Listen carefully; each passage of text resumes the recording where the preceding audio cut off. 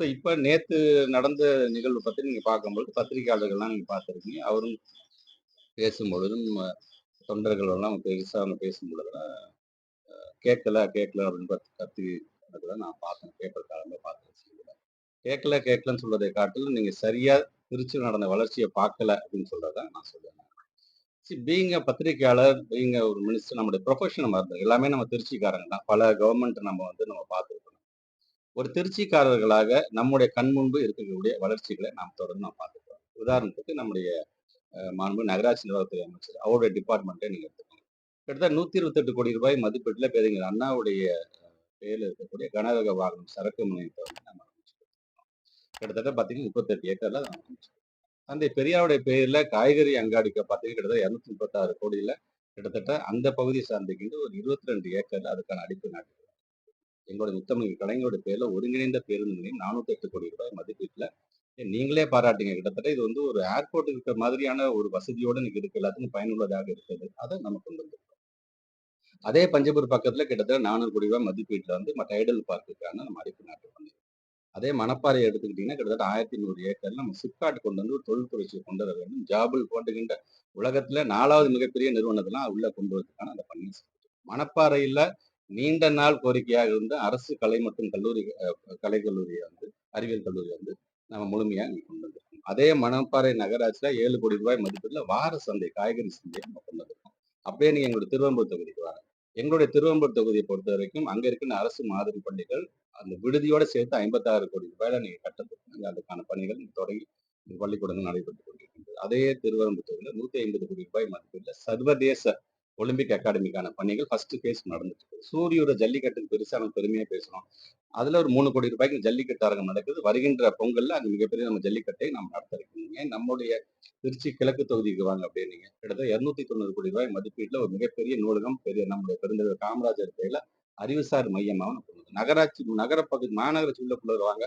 ஏறத்தாழ 7.25 கோடியில கிட்டத்தட்ட 4 நாலேஜ் சென்டர்ஸ் இந்த கல்விசார் மையத்தை நூலக வசதியோட நாம் வந்து கொண்டு வந்து இங்க இருக்கக்கூடிய இந்த பறவைகள் பூங்கா 18 கோடி ரூபாயில பறவைகள் பூங்கா இன்னைக்கு மக்கள் எல்லாம் சந்தோஷமாக போய் பார்க்கக்கூடிய அளவுக்கு இதை பார்க்கலாம். பச்சைமலை நீங்க எடுத்துங்க பச்சைமலை சூழியல் சுற்றுலா திட்டத்தை நம்ம வந்து 4 கோடி 27 லட்சம் ரூபாய்க்கு நம்ம வந்து கொண்டு வந்திருக்கோம். ஏன் இந்த பஞ்சப்பூர் முனையம் திறக்கும் போது தமிழ்நாட்டு முதலமைச்சர் கிட்டத்தட்ட 527 கோடி ரூபாய் மதிப்பீட்டுல பல புதிய பணிகளுக்கு அடிக்கல் நாட்டிலிருந்து 1302 கோடி ரூபாய் மதிப்பீட்டுல ஏற்கனவே கட்டப்பட்ட பணிகளை திறந்தது வந்து 850 கோடி ரூபாய் மதிப்பீட்டுல அன்னைக்கு ஒரு நிகழ்ச்சி மட்டும் 1,17,000 பயனாளிகளுக்கு என்னென்ன நலத்திட்டமோ அதை முழுமையாக நாம் வழங்கியிருக்கோம். இது மட்டுமா காலை உணவு திட்டங்களை நம்முடைய திருச்சி மாவட்டத்தில் ஏற்றாலும் 1600 பள்ளிகள் 69,369 69 பிள்ளைங்க காலம்புற காலை உணவு சாப்பிட்டு போற அளவுக்கு நம்ம கொண்டு வரோம். சரி இதுக்கு நான் முதல் திட்டத்தின் மூலமாக நீங்க வந்து அந்த பிள்ளைங்களுக்கு ஸ்கில் டெவலப்மெண்ட் கிட்டத்தட்ட 68,000 இளைஞர்கள் இன்னைக்கு அதன் மூலமாக பயன்பெற்றிருக்கிறார்கள். இப்படி கலைஞர் உரிமை தொகைன்னு எடுத்தீங்கன்னா கிட்டத்தட்ட 4,42,000 குடும்பங்கள் இன்னைக்கு மாதம் மாதம் நம்ம வந்து 1000 ரூபாய் அவங்களுக்கு இது இல்லாம விடியல் பயணம் சார்ந்திருக்கின்றது. பட்டாக்கள் மட்டும் இது வரைக்கும் 73,000 பேருக்கு நம்ம வந்து பட்டாக்கள் நம்ம வந்து தொடர்ந்து நம்ம வந்து வழங்கியிருக்கோம். இன்னும் தொடர்ந்து நம்ம வழங்கி கொண்டே இருக்கோம். அதுவும் இல்லாமல் இப்ப முத்தாய்ப்பான ஒரு முகாம்களாக நம்மை காக்கும் ஸ்டாலினாக இருந்தாலும் உங்களுடன் ஸ்டாலினாக இருந்தாலும் தாய்மானவர் திட்டத்தை வந்து முழுமையாக நம்ம வந்து நம்ம திருச்சி மாவட்டத்தில் நம்ம எல்லாமே நம்ம கொண்டு போயிருக்கோம். ஸோ இது மட்டும் தானா அப்படின்னு பார்த்தீங்கன்னா விவசாயம் சார்ந்து கிட்டத்தட்ட 5000க்கும் மேற்பட்டிருக்கின்ற விவசாயிகளுக்கு நம்ம வந்து இப்போ இலவச மின்சாரம் சார்ந்திருக்கின்ற அந்த இணைப்புகள்லாம் நம்ம வந்து முழுமையாக நாங்கள் வழங்கியிருக்கோம்.